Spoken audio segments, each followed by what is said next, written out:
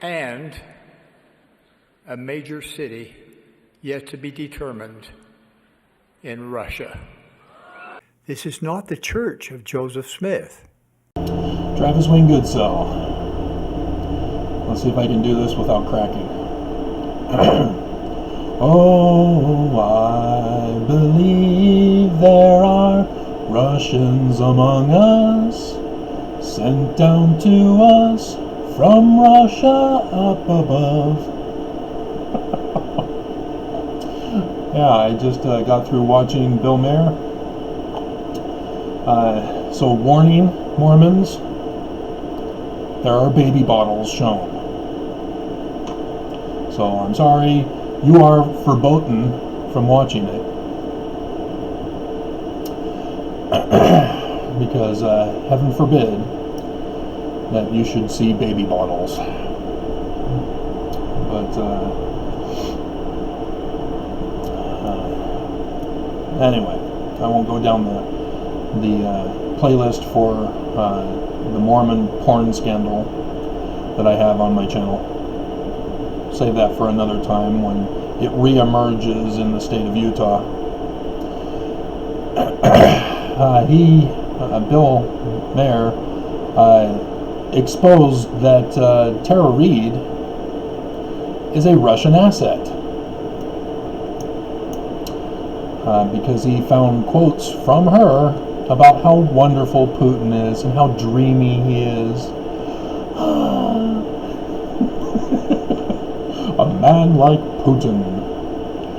If you have ever listened to that song, it's a woman singing the song about how her boyfriend is a loser and that she wants a man like Putin.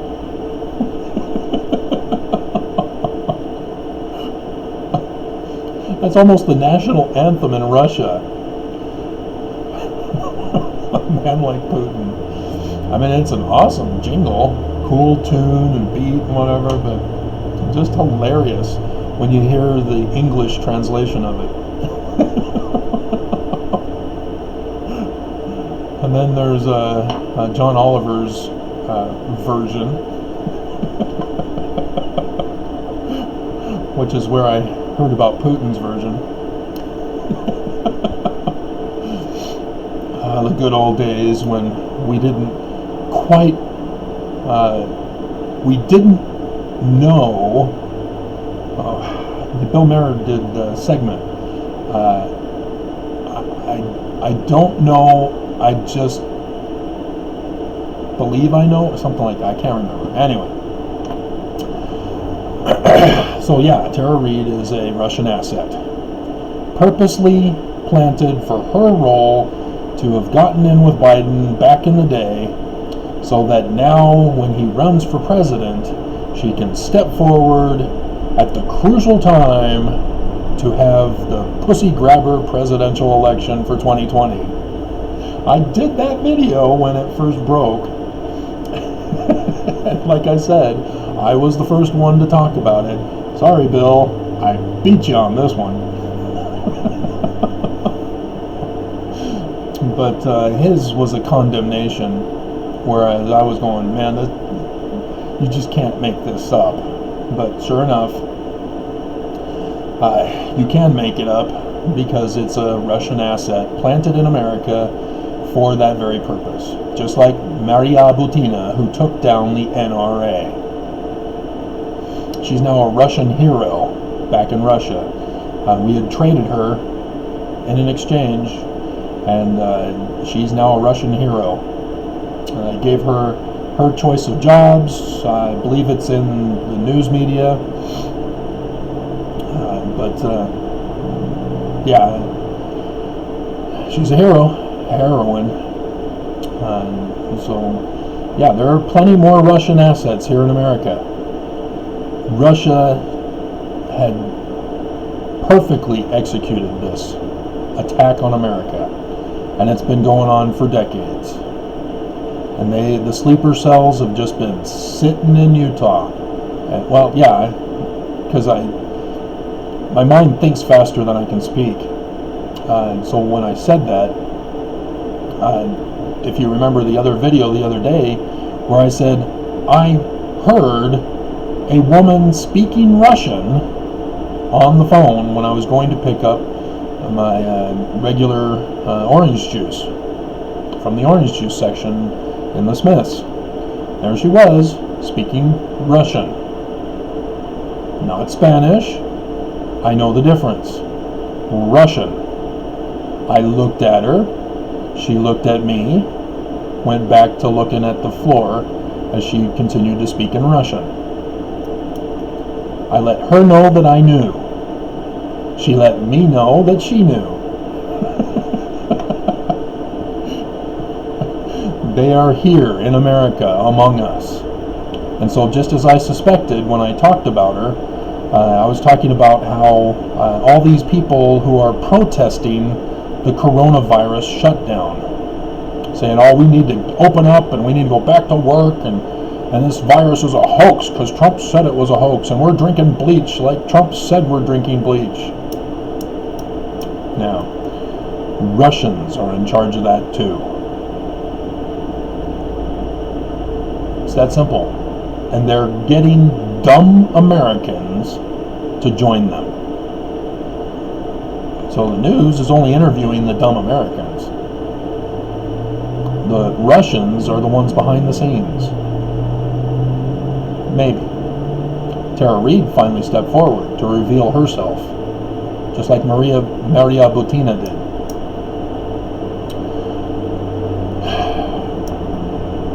I mean, her being in that press conference with Trump before the election, that was, Russia was cheering and laughing because one of their assets in America, one of their plants in America had done it. They had made contact with their puppet president that they were going to put into the presidency and destroy America. And Americans Republican Americans were chanting, I'd rather be Russian than vote a Democrat. And so since I can't just talk about government issues because nobody will come to my video, lest we forget, Mormons, President Russell M. Nelson, his very first general conference as president of the church, and he exposed himself as a Russian asset. We are going to build a temple in Russia. He might as well just said, this is now the Church of Lucifer. Instead, he waited till this last conference to say, we're now the Church of Lucifer. Building Jesus on top of the church.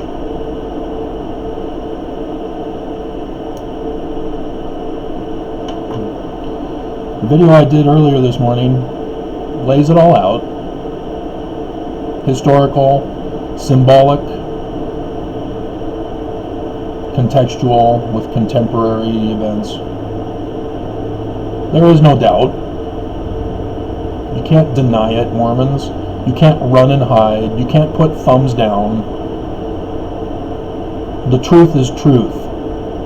The Church of Jesus Christ of Latter-day Saints is literally the Church of Lucifer Christ of Latter-day Saints. The wolf is among the sheep, devouring them and getting very fat. They have trillions of dollars because we've only found out about tithing being at 100 billion. That's how much Jeff Bezos makes total. Just one source of income for the church, and they have numerous sources of income. Just one has made them $100 billion, which is equivalent to Bezos' full total and thus trillions. Because you only need 10 businesses to make 100 billion to have 1 trillion in total. Church has far more than 10. And so yeah, now I understand way back when I was working at the church's distribution center on 17th and 17th, and they were implementing the new crane storage systems, and I said, don't do it for the pick line, the order processing line. Keep it for the full box loads, don't do it for the pick line. They had college students come in and say, oh, we know better because we've got a degree. As the person in charge of the company was family of one of the Mormons.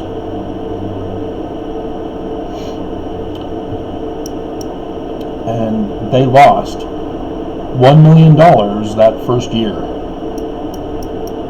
because they didn't listen to me. I went and saved them who knows how much money by redesigning their beehive warehouse. They allowed me to do that one. And I've told you the story. We had a crew of 7 people. I don't have 7 fingers on one hand. And we worked a full 8-hour shift, 5 days a week. And we had to work an extra Saturday. So 6 days, full shifts, just to get caught up as best we could before we started getting further behind the next week to work on overtime on Saturday. Crew of 7 working overtime. I then was allowed to make my changes. 2 people, 4 hours. And the order processing line there no longer called back for orders because of their line missing stock.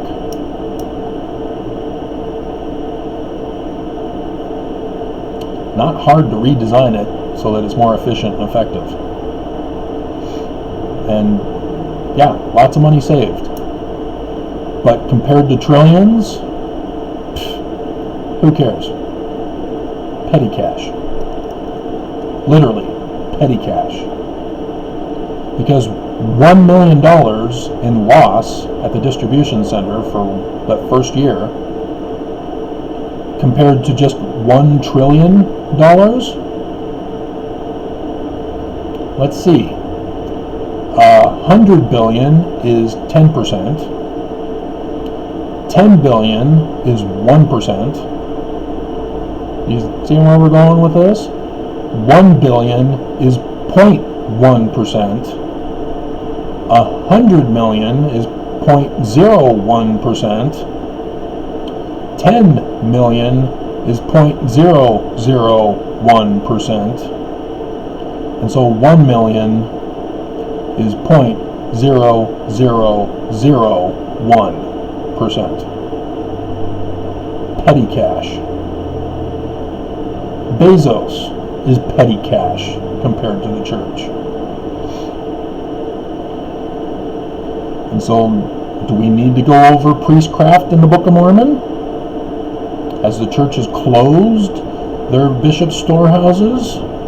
As they didn't even bother to build a supply in preparation for a national disaster, let alone a state disaster, let alone for all their Mormon members, which are not board members, they are chattel members.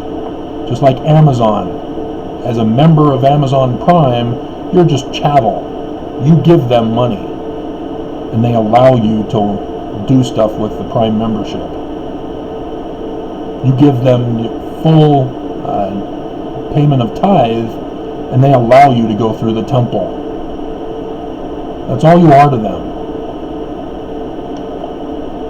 So yeah, let's bring up the priestcraft for you again, because this is your first video that I've done, isn't it? You're not going through all my videos. You're not saying, whoa, this is an interesting video. I'm not sure I agree with Travis on this. Let me check to see if he's done other videos that may... Exactly, you're not doing that, are you? You're just jumping to your emotions to make a comment of hatred, violence, death threats, or a thumbs down. Alright, priestcraft is an original word from the Book of Mormon. It still has not been made a part of Webster's dictionary definitions. So the first one is in 2 Nephi chapter 10. We need to find the one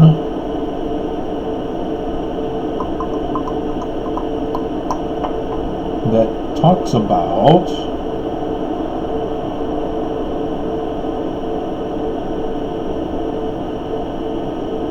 Zion.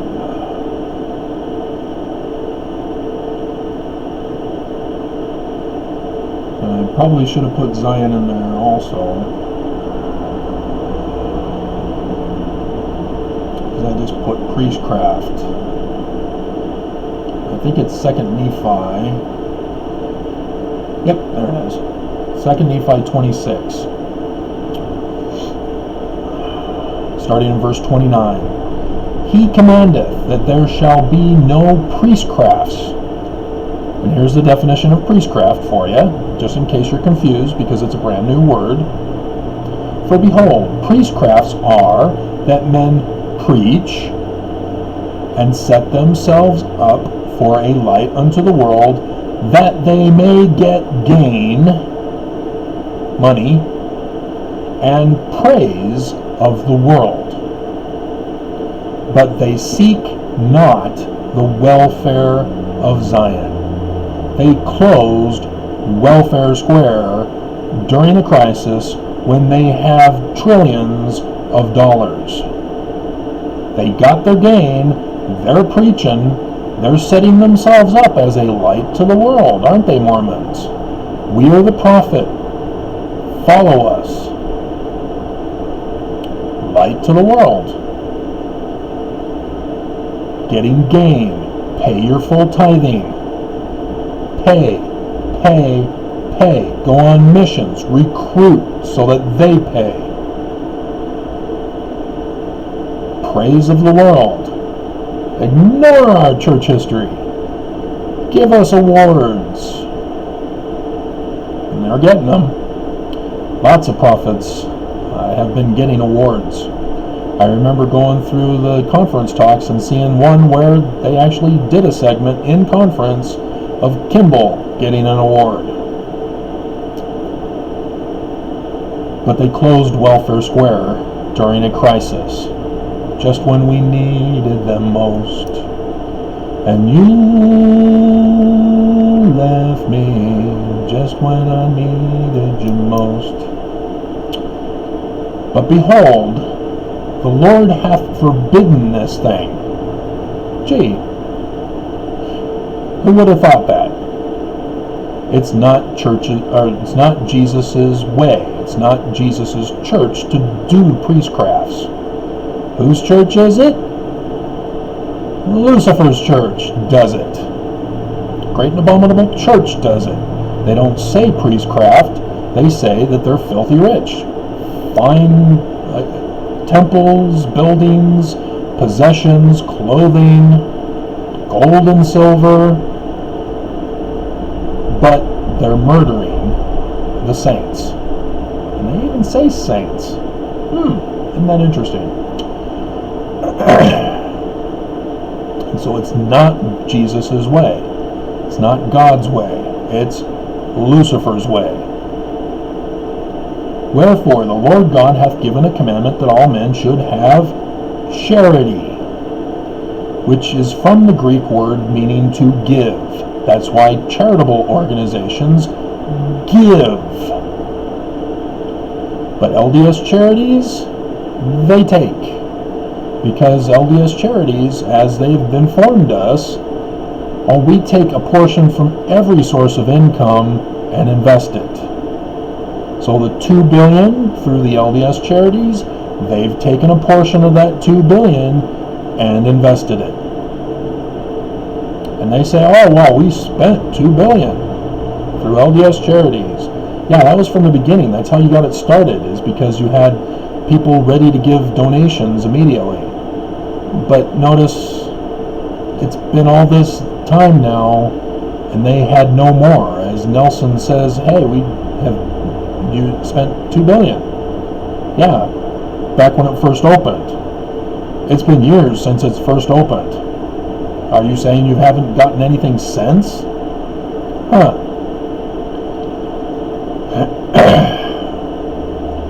And then he goes and redefines the New Testament in the King James Version of the Bible for charity and says charity is love. So he's doing a double take here. Charity, to give, taking care of the welfare of Zion, to give. But then he also says the New Testament word for charity is incorrect. It's actually the word for love, agape. And except they should have charity, they were nothing. Wherefore, if they should have charity, they would not suffer Mormons to perish with coronavirus. Now, obviously, it doesn't say that. It says, suffer the laborer in Zion to perish. Oh, but they're not laborers, Travis. They're unemployed. We don't have to take care of them now that they're unemployed, because we only take care of the laborers.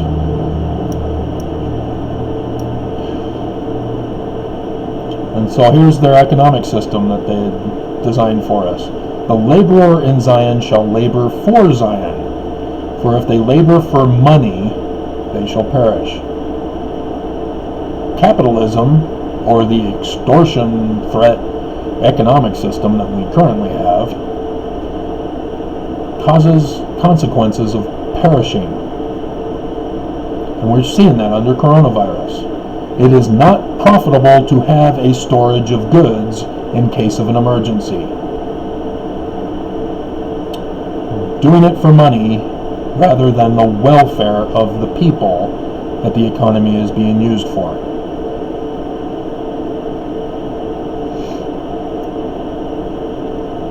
And I've already told you about my design for a better economic system.